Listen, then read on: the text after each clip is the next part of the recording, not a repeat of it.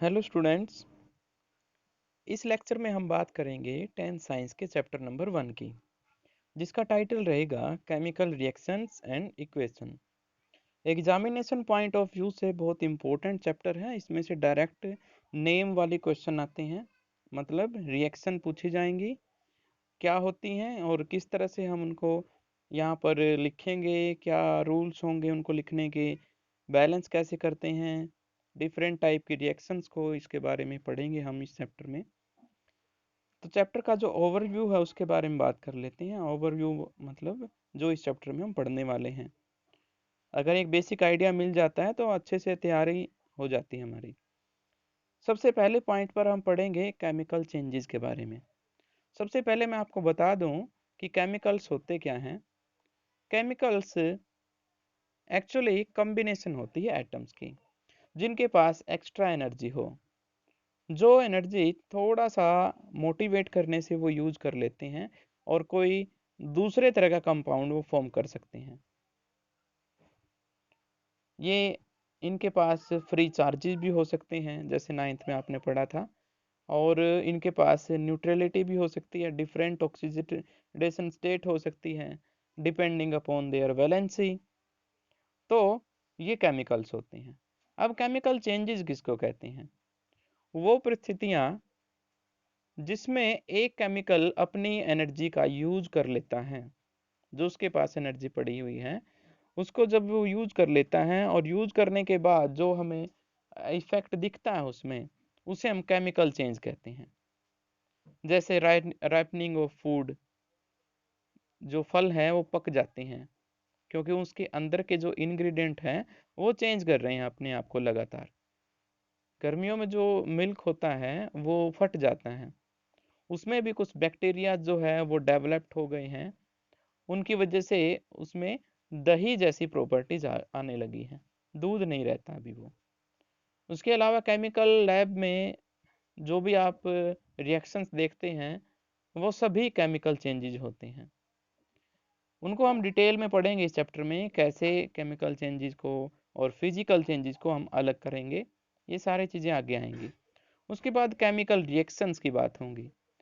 एक केमिकल और दूसरा केमिकल कोई भी किस तरह से एक दूसरे के साथ रिलेशन में आते हैं और एक नया कंपाउंड क्रिएट करते हैं, उसको एक सिंबॉलिक फॉर्म में अगर हम लिख देते हैं तो वो केमिकल इक्वेशन कहलाती है। और जो हुआ है एक्चुअली वहाँ पे वो केमिकल रिएक्शन होगी।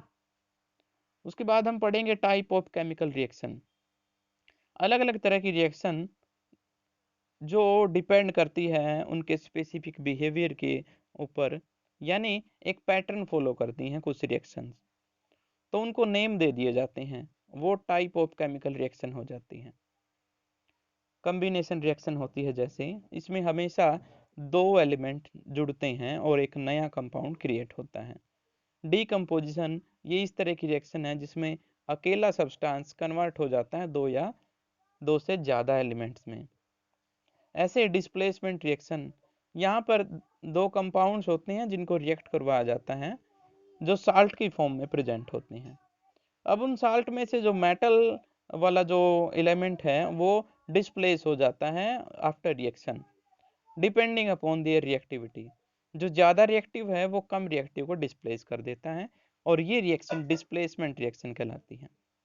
डबल डिस्प्लेसमेंट रिएक्शन, इसमें क्या होगा कि जो डिस्प्लेसमेंट हुआ था, हमने डिस्प्लेसमेंट रिएक्शन में पढ़ा था, आफ्टर डिस्प्लेसमेंट जो फ्री हो गया था मेटल, वो पहले वाले किसी भी दूसरे साल्ट के साथ रिएक्ट कर जाता है।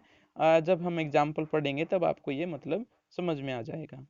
उसके बाद हम ऑक्सीडेशन एंड रिडक्शन रिएक्शन पढ़ेंगे अलग अलग एक बार तो। उसके बाद इनको कंबाइन करेंगे एक ही रिएक्शन में।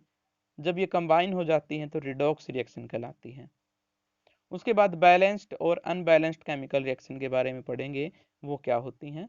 बैलेंस्ड का मतलब होता है जो एरो होती है केमिकल रिएक्शन में, जो आप आगे पढ़ोगे केमिकल इक्वेशन में, उसके लेफ्ट साइड और राइट साइड अगर इक्वल नंबर ऑफ रिएक्टेंट्स हैं तो उसे बैलेंस्ड कहेंगे हम। अनबैलेंस्ड का मतलब होता है जब हमने सिंपली एक रिप्रेजेंटेशन दे दी है लेकिन कंप्लीट इन्फॉर्मेशन नहीं दी। तो वो अनबैलेंस्ड केमिकल इक्वेशन कहलाती हैं। How to balance an unbalanced chemical equation, याद रखेंगे बैलेंस्ड और अनबैलेंस्ड हमेशा केमिकल इक्वेशन होती हैं। केमिकल रिएक्शन का कोई मतलब नहीं होता यहाँ पे। केमिकल रिएक्शन हमेशा ही बैलेंस होगी, यानी वो काम ही तब करेगी जब उसकी रिक्वायरमेंट्स पूरी होंगी। यानी यहाँ पर आप अगर केमिकल रिएक्शन वर्ड यूज करते हैं तो वो पूरी तरह से गलत माना जाएगा। फिर हम पढ़ेंगे कि किस तरह से एक केमिकल इक्वेशन को बैलेंस करेंगे अगर वो अनबैलेंस है तो। इसके ऊपर क्वेश्चन आते हैं। Effect of oxidation reaction in everyday life. इसमें हम हमारे चारों तरफ जो केमिकल रिएक्शंस होती हैं उनमें से खासकर ऑक्सीडेशन की बात करेंगे हम, कि वो किस तरह से काम करते हैं और क्या क्या एग्जांपल्स उनके एवरीडे लाइफ के बारे में बात करें तो। कोरोजन के बारे में बात करेंगे। कोरोजन क्या होता है, मेटल्स की जो अपर कवर है वो धीरे धीरे खत्म हो जाता है, उसे कोरोजन कहते हैं। उसके बाद हम स्पेसिफिक आयरन की बात करेंगे। आयरन में जो कोरोजन होता है उसे रस्टिंग कहा जाता है। जब आयरन को ऑक्सीजन और वाटर इन दोनों की सप्लाई एक फिक्स अमाउंट में मिलती रहती है तो उसके ऊपर आयरन ऑक्साइड की एक लेयर बन जाती है जिसे हम रस्टिंग बोलते हैं, रस्ट बोलते हैं। उसके बाद रेंसिडिटी। रेंसिडिटी का मतलब होता है खाना जो होता है वो फूड का जो है पॉइजन बन जाना, उसमें गड़बड़ आ जाना। तो ये रेंसिडिटी कहलाता है। जब हम कोई भी खाने के आइटम को खुला छोड़ देते हैं तो एनवायरनमेंट में आए चेंजेस की वजह से उसमें क्या हो जाता है, इफेक्ट हो जाता है, डिफेक्टेड हो जाता है वो। और इस डिफेक्टेड फूड को हम कहते हैं पॉइजन हो गया वो। और एक तरह से हम कह सकते हैं इस प्रोसेस को रेंसिडिटी। उसके बाद हम कहेंगे मेथड टू प्रिवेंट रेंसिडिटी। अब उन कुछ मेथड्स की बात करेंगे हो जो हम रेंसिडिटी कहते हैं, जिनको रेंसिडिटी को रोकने के लिए हम कुछ डेफिनेट मेथड यूज करते हैं। ज़्यादातर नाइट्रोजन का यूज किया जाता है, जैसे फूड पैकेजिंग में। उससे जो चिप्स वगैरह है वो साल साल तक खराब नहीं होते। और भी कई चीज़ें हैं जो खराब नहीं होती, ऐसे ही बनी रहती हैं। इस तरह से हम रेंसिडिटी को रोक सकते हैं।